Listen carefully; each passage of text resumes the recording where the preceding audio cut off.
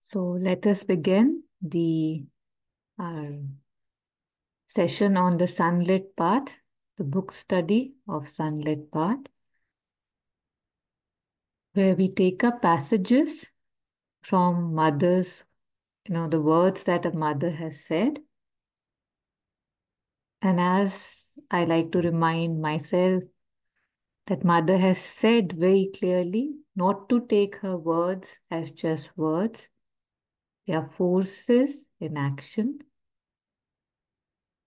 So may I receive them for the intention they were said, towards the intention, towards the aim that they were said, and aspiring for receptivity, flexibility, expansion, will, and more grace in our lives. Just taking 2-3 breaths of mindfulness to get ourselves fully present so that we can clearly and easily and simply focus on what we will be reading today.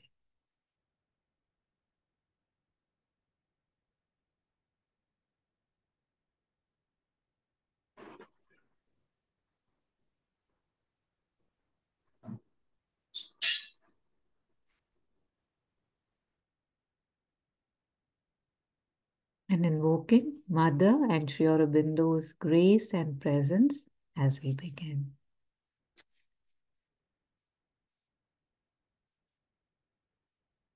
So we are in the section titled Concentration, Meditation and Work.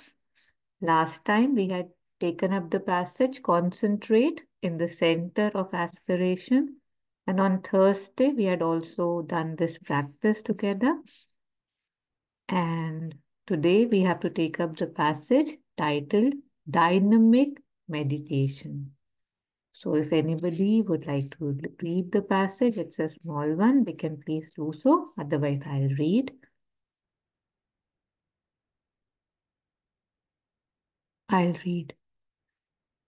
Dynamic meditation. I think the most important thing is to know why one meditates. That is what gives the quality of the meditation and makes it of one order or another. You may meditate to open yourself to the divine force. You may meditate to reject the ordinary consciousness. You may meditate to enter the depths of your being. You may meditate to learn how to give yourself integrally. You may meditate for all kinds of things. You may meditate to enter into peace and calm and silence. That is what people generally do, but without much success. But you may also meditate to receive the force of transformation, to discover the points to be transformed, to trace out the line of progress. And then you may also meditate for very practical reasons. When you have a difficulty to clear up, a solution to find, when you want help in some action or other, you may meditate for that too. I think everyone has his own mode of meditation, but if one wants the meditation to be dynamic, one must have an aspiration for progress, and the meditation must be done to help and fulfill this aspiration for progress. Then it becomes dynamic. the mother.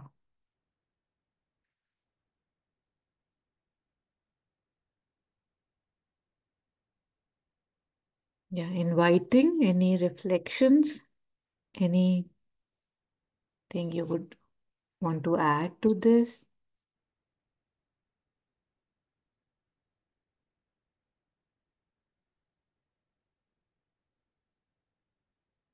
So dynamic meditation.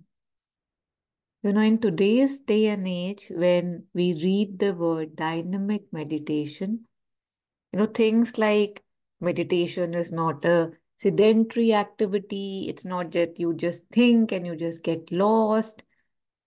Maybe walking meditation, like Thai has. Thai also has a meditation which is called, drinking your tea meditation. Like, I don't know what the actual name is, but those are the things that usually come to us. That, okay, it's not just you when you're sitting with eyes closed, that's the meditation. It's that you invoke, be mindful in everyday things as simple as drinking one's tea. And why is, I think, the drinking the tea thing is more out there? Because I guess we tend to lose ourselves in our thoughts, in contemplations when we are drinking tea. So, in that, if I'm mindful, that would probably radiate in other aspects of me as well. But here, when mother says dynamic meditation, and because this is integral yoga, everything holistic, which comes, which is directed towards going in, which is not just about, the ascent of consciousness, it's also about the descent of the divine Shakti in us. So the dynamic meditation is also more, it means more.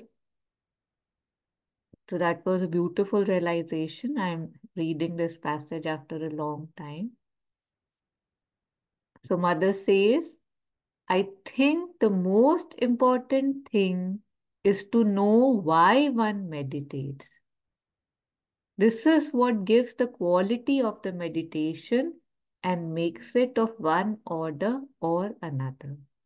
You know how we are often reminded of that an aimless life is a miserable life, and on the quality of your aim depends the quality of your life.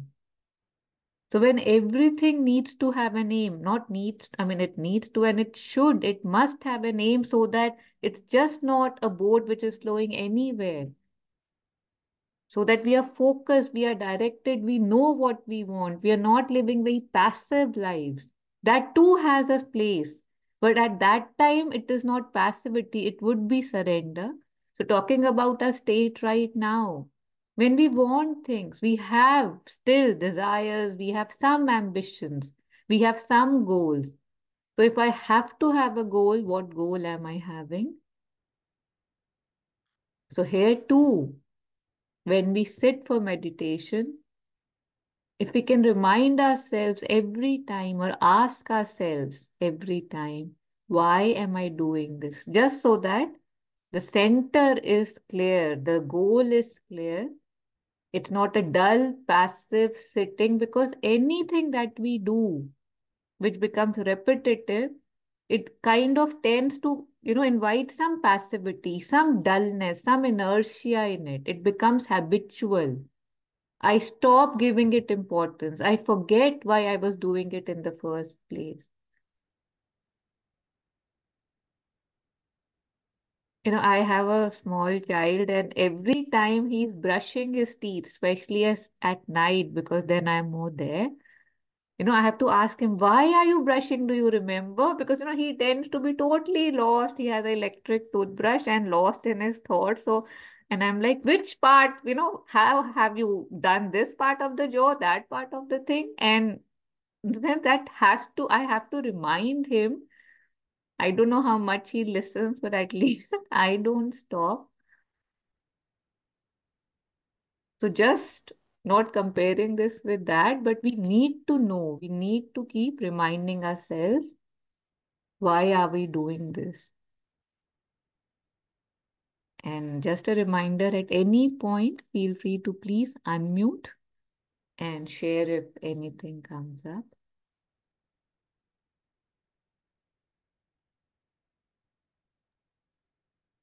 So it's up You to know, me. uh, Yes, just in terms of the mindful exercise, I'm not suggesting anybody does that, but this is what I did.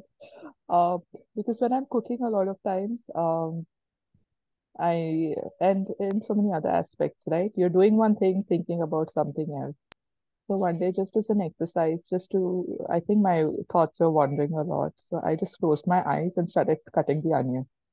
And then I realized I had to be so careful. So I was totally in that while I was cutting the onion because otherwise I'd run the risk of cutting my finger. So that's when I realized that the potential is there to be mindful.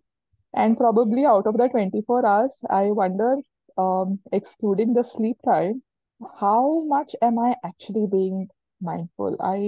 If I actually keep a log of when I've totally given my 100% to the task, it's a big question mark. Through that 18 hours, if even like uh, 5 minutes has been mindful enough, right?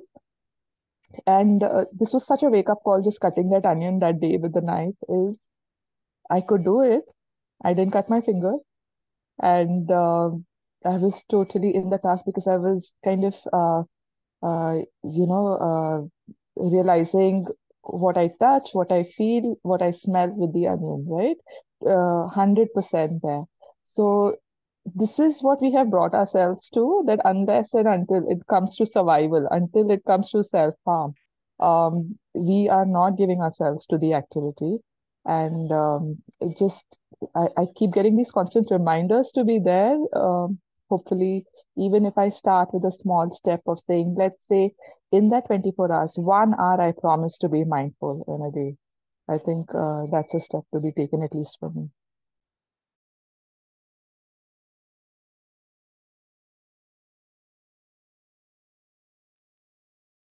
yes, thank you, Deepa. You're absolutely right about, the stakes have to go up. Like I have to remind myself that if I don't open my eyes or if I'm not fully here, I might cut my finger and suddenly something in us awakes. I think that is why a lot of masters and mystics, they have asked us to remember death, right? That remember, lot of, some of them even have this thing that they say that every morning when you wake up, remind yourself that today might be the day that, I go. Today might be the day. Not in a negative way, but, just a reminder that yes, today is as much possible as any other day. And if I'm actually even accepting that a little bit, the quality of my day would change. There was this story I had heard, and it's not an uncommon story. I think I heard it in one of Osho's talk that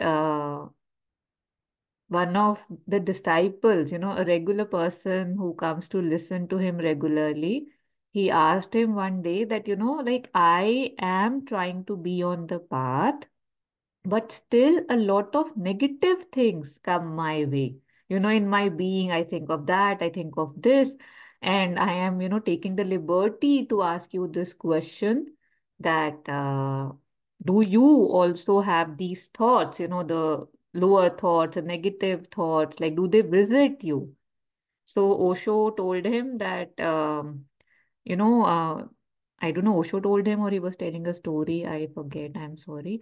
But he said that, that is okay. But, right now, when I'm looking at you, I just wanted to tell you, good you came. I wanted to call you too, that I see that the death thing is on your head. Like I can see that within 7 days, in 7 days' time, you will die.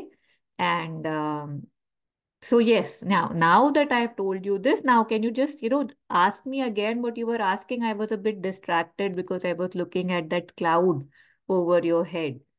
So, but by that time, when the person comes to know, he has turned gray and yellow, and he's like, oh, no, I don't know. And then he was like, no, no, no, please excuse me, I need to go. And then he goes home and he tells everybody. And, of course, there's a lot of crying and whatever one can imagine, lot of misery, gloom, and that person is fully, broken down. And on the seventh day, and because he's not eating, he's not drinking, he is scared. On the seventh day, he's already in bed, like ready to welcome death, not welcome as in, कि अब तो मर गया, क्या करूं. So, and then the saint, if it was Osho, he visited him and he's like, and he was like, yes, yes, you have also come. Thank you. I am leaving and you are here to grace me. So he said, okay, okay, get up now. So he said, I don't have any energy, those talks that we have in stories. Then that person tells the disciple that, I lied to you. I just told you that to prove a point to you, that now that you had those 7 days in mind, did the negative thoughts come to you? Did the lower thoughts come to you? And that person was like, no. So it was like, so this is how, when I remember, I know any day could be the day. So those thoughts do not visit me. I don't have time for those thoughts because my time is very limited. It's when I have unlimited time or when I take life for granted is when I am open to, the mundane and everyday thing which doesn't serve me. So do you get it? And he said yes. So even, the in a meditation group, the thing that Monica had put was very beautiful. It was from Jetsunmala's session by His Holiness the Dalai Lama. The quote says, if you have a strong sense of the certainty of death and of the uncertainty of its arrival, you will be motivated from within. It will be as if a friend is cautioning. Be careful, be earnest. Another day is passing. So we usually take death as, why are you talking about this? Or by talking, we'll invite it. Why are you being gloomy or you being negative? But here it is, he's been thinking it's like as if a friend is cautioning, be careful, another day is passing. So yeah, got digressed, but any comments, any reflections are welcome anytime.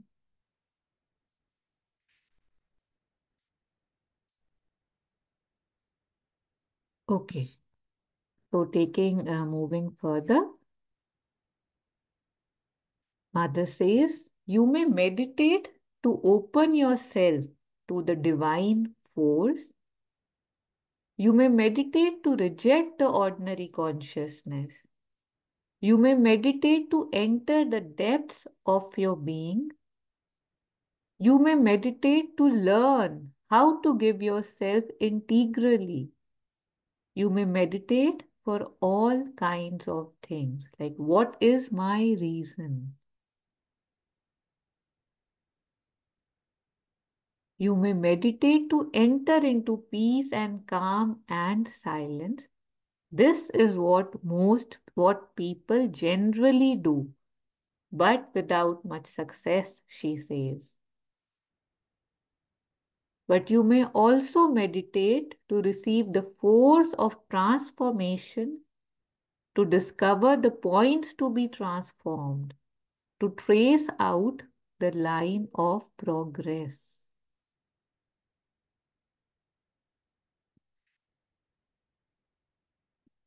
Nothing needs to be said here, according to me. She just telling us the reasons that we can use for meditation, the aims that there are. There would be many.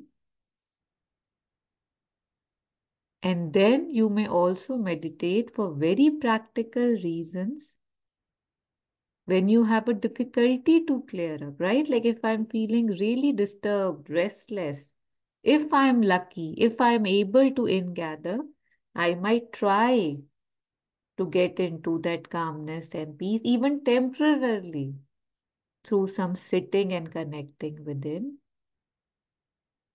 So that's a practical reason to clear up something, a solution to find. When you want help in some action or other, you may meditate for that too.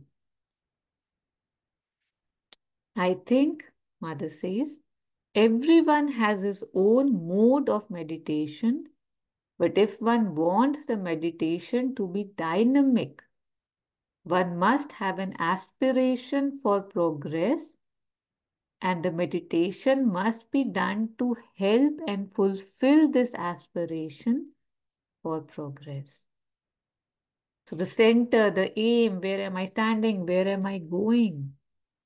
So, when I'm connected with that aim, it's dynamic.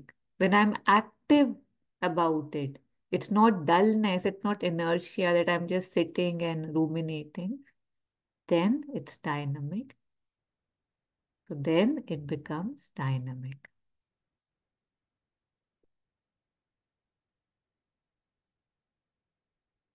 You know how in integral yoga specifically, it is said that, unlike, I don't know, I think it's Raj Yoga, where the Havan is done outside, right? The yajna, they say, is done outside. In this yoga, the yajna is done inside. And it's us who are being offered. I offer myself in that yajna. This is what offering, I believe, is about. So that is part of that dynamism, right? So this aspiration for progress and this dynamic aspect that it's me who has to get transformed and progress is what is being said here among other things. Yeah, so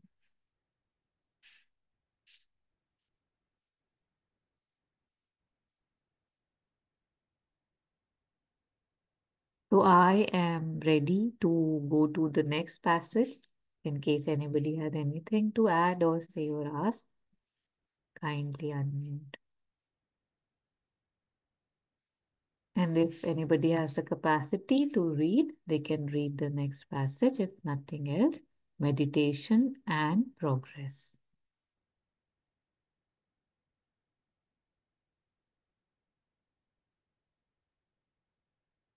I'll read. Meditation and progress. The number of hours spent in meditation is no proof of spiritual progress.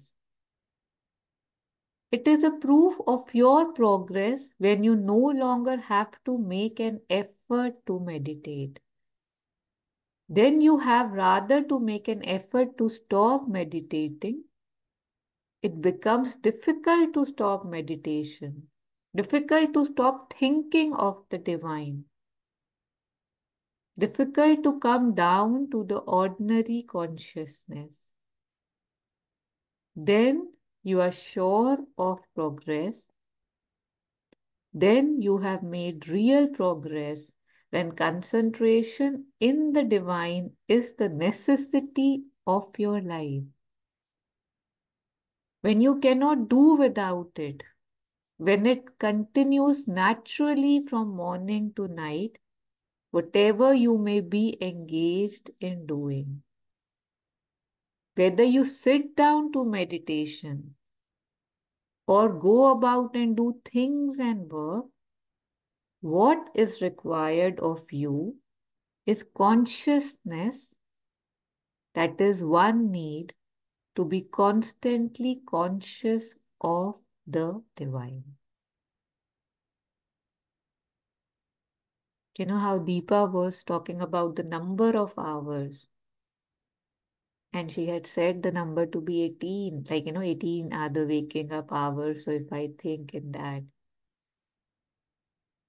so it's so hilarious, when I first came to know about, the sadhana of sleep, of dreaming, that how that too one has to use and direct towards one's progress.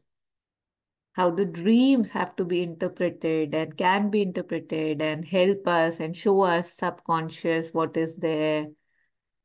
So it's not 18, it's 24 hours, depending on what I'm ready for. So sorry, digressing, but the number of hours spent in meditation is no proof for spiritual progress. But I do want to say that we have to begin somewhere, right? Let's say right now, if I'm spending, say, 20 minutes, 30 minutes, 1 hour, 2 hours, and I read this or I hear this, that the number of hours is no proof of any progress, I might just get, kind of say that, what's the point of doing it now? But every journey, obviously, as we know, begins with a single step. So any step I take in that direction would lead me to the progress, even though I might not have progressed right now. And after a while, like Mother is saying, one stops kind of caring about the progress a little bit, because there is so much delight in the processes also that one is doing. Like we had read that be good for the sake of goodness. Do effort for the sake of doing an effort because it's a delight to do that effort. We had read it in, I think, readings and reflection sessions. Vishalji had shared something. Yeah.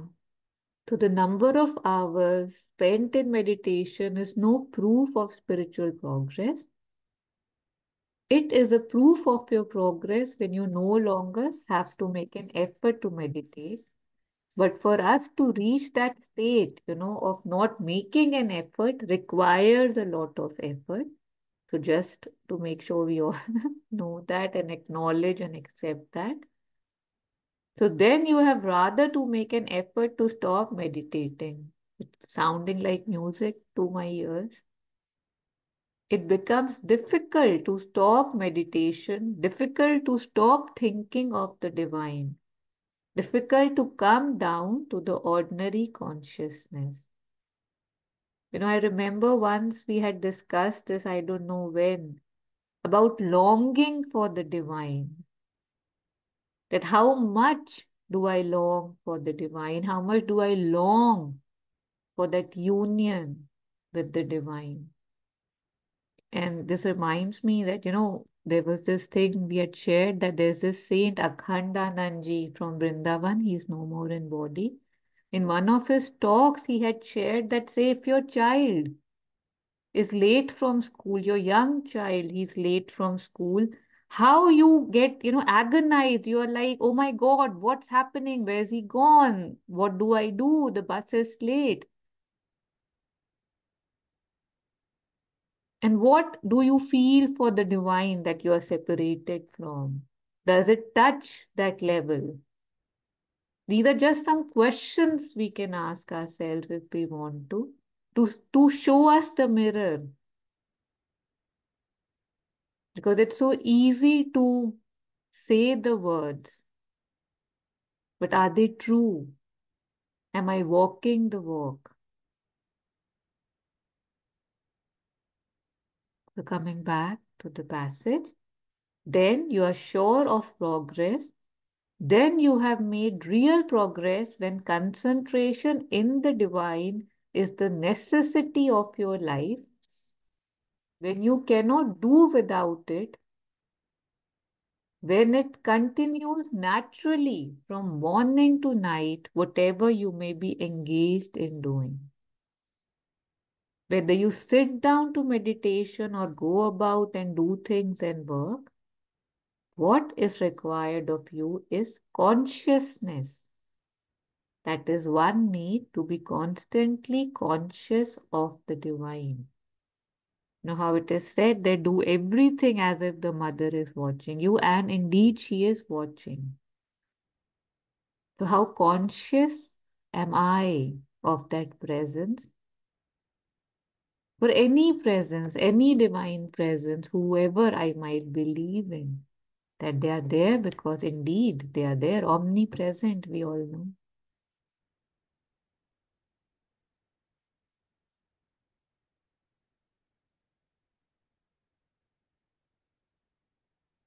Then there's a question, but is not sitting down to meditation an indispensable discipline? And does it not give a more intense and concentrated union with the divine? So, Mother has been asked this question. So, Mother says, that may be, but a discipline in itself is not what we are seeking. What we are seeking is to be concentrated on the divine in all that we do, at all times, in all our acts, in every movement. There are some here who have been told to meditate, but also there are others who have not been asked to do any meditation at all. But it must not be thought that they are not progressing. They do follow a discipline, but it is of another nature.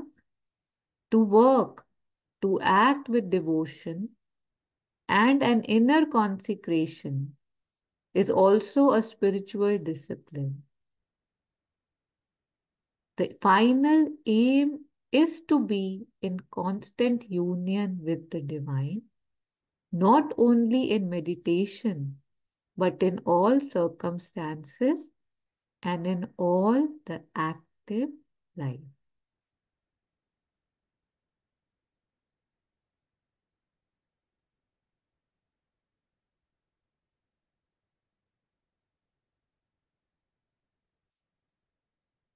So I think this is what we were discussing before as well.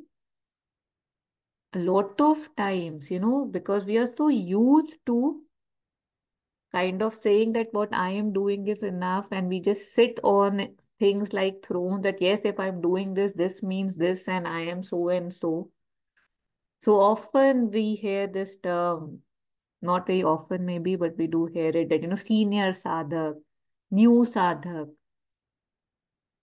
They have been in the ashram for so long, or they were in touch with the mother for so long. But all these titles, all these things which are very, could be flashy and are flashed, they don't mean anything. Discipline in itself is not what we are seeking. Where is it getting us, right? So just if we are sitting on a train and we're like, I'm going somewhere, it doesn't mean anything. Where is that train taking me? Where do I want that train to take me? Is the main aspect. So any practice that we do, in itself, it means nothing if I am not heading anywhere. So, but a discipline in itself is not what we are seeking. What we are seeking is to be concentrated on the divine in all that we do, at all times, in all our acts, and in every moment. And if this doesn't come to us, we can just try just for basic alertness that Deepa was talking when she shared. How present am I with the actions, in the actions that we are doing? At least, and that's a huge thing. I shouldn't say the word at least. When we are in the present, then other things are possible. So if we are not able to relate to this, we can relate to just being aware, more alert, more where am I standing, what am I doing, where am I sitting, what is my posture. We'll be surprised when we start to do this, how disconnected we are from the body and how we are not in the present. We all know that. So, what we are seeking is to be concentrated on the divine in all that we do, at all times, in all our acts, and in every movement, every movement. There are some here who have been told to meditate. Mother is talking about the ashram. But also, there are others who have not been asked to do any meditation at all. But it must not be thought that they are not progressing, because judge is what I do. I'm very good at it. That mother is warning against that. But it must not be thought that they are not progressing. They too follow a discipline, but it is of another nature. To work, to act with devotion, and an inner consecration is also a spiritual discipline. So basically, if we talk about, say, karma yoga, right? To work, to act with devotion. I'm working, but I'm not looking for any result. I'm working, but it's consecrated to the higher. So to work, to act with devotion and an inner consecration is also a spiritual discipline. The final aim is to be in constant union with the divine. So it could be while I'm meditating, I can do that. It could be that while I'm working, I can do that. So the final aim is to be in constant union with the divine, not only in meditation, but in all circumstances and in all the active life.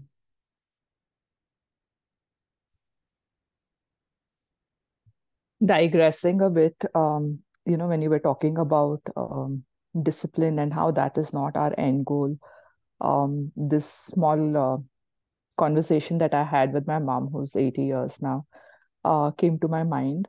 So my mom was talking to my sister on the phone, and India just had its elections, and Adipa, you got unmuted. brother-in-law voted, and she said no, he didn't vote. And my mom said, you know, religiously, every day he comes from office, he sits 2 hours in front of all the news channels. He actively participates in all political debates, interviews, discussions, and you feel like, he's so concerned about his country. And here is the man who did not make any effort to make sure that his name is on the polling list, didn't go online to make any corrections, which it's comparatively easier compared to before now, to get your name on the polling list, I think. And he didn't vote. And, um, Maharashtra, obviously, BJP lost. And mom is like a diehard avid Modi fan, so so she was very upset, and she said, uh, "This is what the efforts of so many years of looking at news, reading newspapers religiously before going to his bank office job. He will read the newspaper, and look, and I mean, if you take that as a similarity, as a context, you realize that sometimes we are so into our routines, right?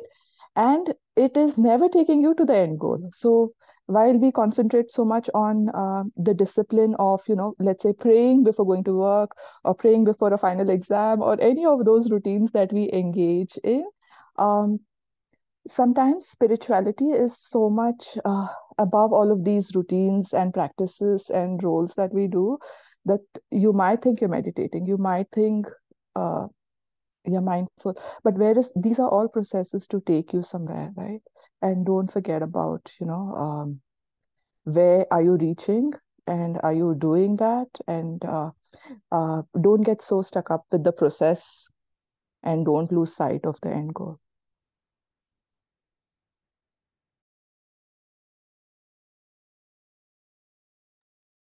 Yes, thank you for sharing, Deepa. Very good example of how even if we believe in something so strongly, we are often lacking the basic effort to make it happen. And what you said in the end, we are so used to having images and trying to copy those images. It starts with like the perfect daughter, and then, a perfect daughter-in-law, a perfect wife, or, husband and friend or father, could be anything. These images that we have taken up from so many places, especially Bollywood, that we don't even realize, if we don't even ask if that image is getting me anything, if it's serving any purpose, if there's any truth in it. So we would have an image of what a disciple is, a sadhak is. And I might be doing a lot of things that would fall under that criteria. But what is my truth? So I think again, having that aim and that connection with that aim, that checking in within that Mother was talking about in the previous passage, about why you are doing it, why you are doing it, keeps us active, keeps us, has the possibility of keeping us on our toes.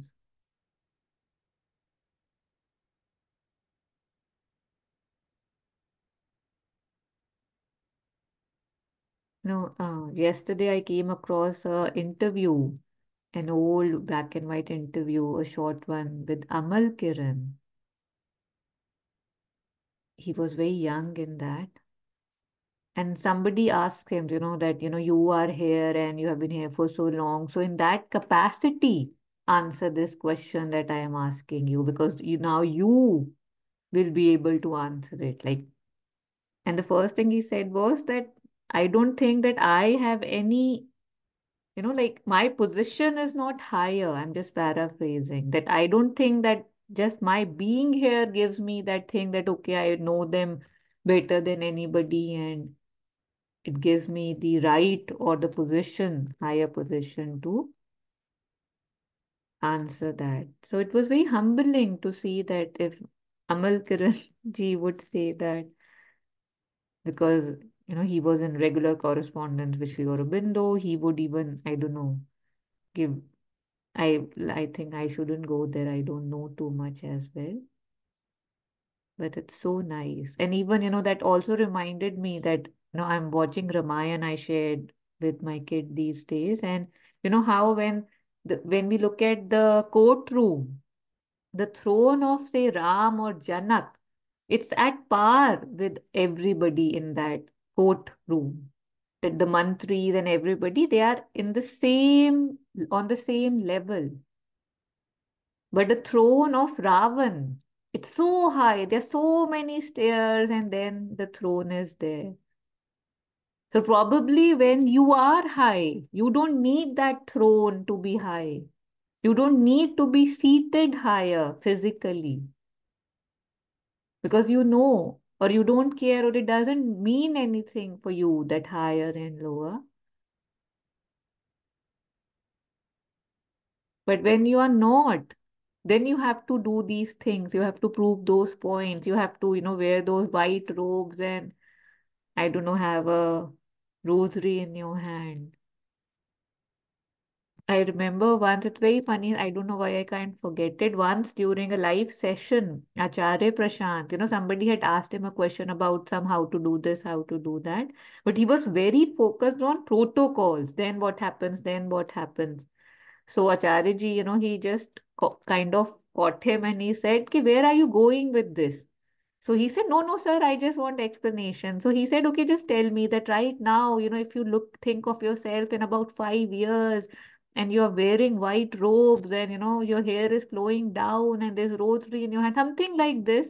He said, and suddenly that person became so happy. He was like, yes, yes, yes, this is what I'm aiming for. So obviously Acharyaji, being Acharyaji, he gave him a good thrashing that you're getting lost and stuck in, these images. Come out. You'll just get more and more lost. So just like that, we have to keep checking within. What am I doing and where am I heading towards? We had in another gathering, somebody asked, you know, this question. We all know, I mean, we have, uh, you know, been following some discipline for some time. And, so she asked a very beautiful question, like, you know, how do we progress and, what is kind of some, I mean, everybody knows, okay, well, ye to pehle suna hai, we've heard this before, that sort of thing, right? And then we came back to, it was a collective discussion, but, we came back to the point which is kind of, if you want to say, I mean, there are a few mantras, like you said, mother is always near you, always act. That is one golden rule. But other one, which is especially pertinent to the passage that we're reading, is remember and offer, right? And if you think about it, it is absolutely life transforming. Anything you're doing, I mean, there was an example of cooking. You are cooking. I mean, actually, you are cooking for the mother because she is in you. A part of her is in you. If working, you are working, whatever it is, support or that joy. I mean, again, she's in you. If you're exercising your body, that body which houses her, you are exercising to make it better, right? So you can remember her in any activity, and you should remember her in all activities. Now, of course, it is hard. So maybe we choose, as was pointed out, when we're cooking or whatever, very natural mind gets distracted. But one can try to bring it back. And, maybe from time to time, just bring it back to the heart. So that is so important to remember.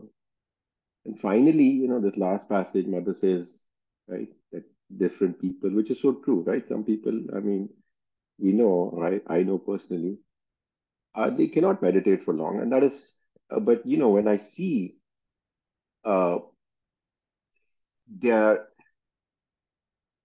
when I see them and one has a sense of, there's a certain peace established, a calmness, and you can see that they have the consciousness has changed. So the whole point, I mean, especially here in the West, meditation is very popular, right? The West generally relates more to mental things. Indians by nature, we are more, I would say, it's more common to see devotion, right? Here they want everything, like you were saying, Taru, like a process, right? To be step one, step two, step three. Things like surrender is very hard for them to understand. How can you say you give yourself to somebody? I mean, what does that mean?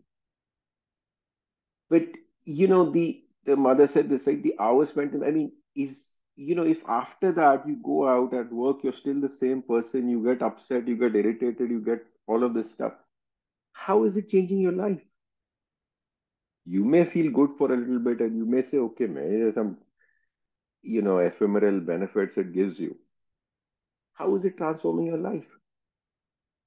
The only way to check progress is how has it transformed your life? If you see yourself from your, 6 months, 1 year down the road, is your life changed? Day to day, are you feeling different? Maybe how you would have handled the situation earlier versus how you would handle it now. So I think those are the only things. And, I mean, there is no, the sense of is it I am doing or is it she doing, you know? So I think one has to try to, that I feel is so important to do, that remember and offer. And as much as we can do that throughout the day, maybe initially it may not come all the time. Bring it back. Mother, where is mother? Like, I mean, she has to be there in our existence when we are going to sleep, when we are waking up, when we are starting activity, in the middle of the activity, whatever, right? How many ever time we can bring her. I think that especially in the last passage.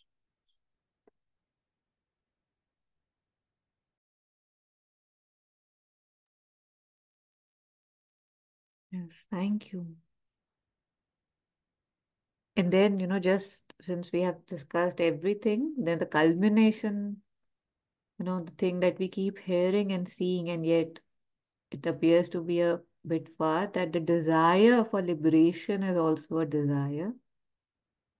All these aims, all these processes, the progresses, the growth, we feel we have to be there, be there, be there, and they are needed. Of course, they are needed for us. And then, but ultimately, that desire towards, okay, I want to be this, I want to be that, also needs to be dropped, because that too then stands in our way. Yeah. So we'll end the session here. We took up 2 passages today from the Sunlit path, of course, dynamic meditation and progress. So a lot to absorb. And next week we'll take up meditate under all circumstances. So ending the session here, thanking Grace, thanking the Divine for these words. May I absorb, may I retain, may I understand, may I become what I need to become. May I pick what I need to pick from this so that I proceed forward more actively, more dynamically in my sadhana, in my life, in my efforts.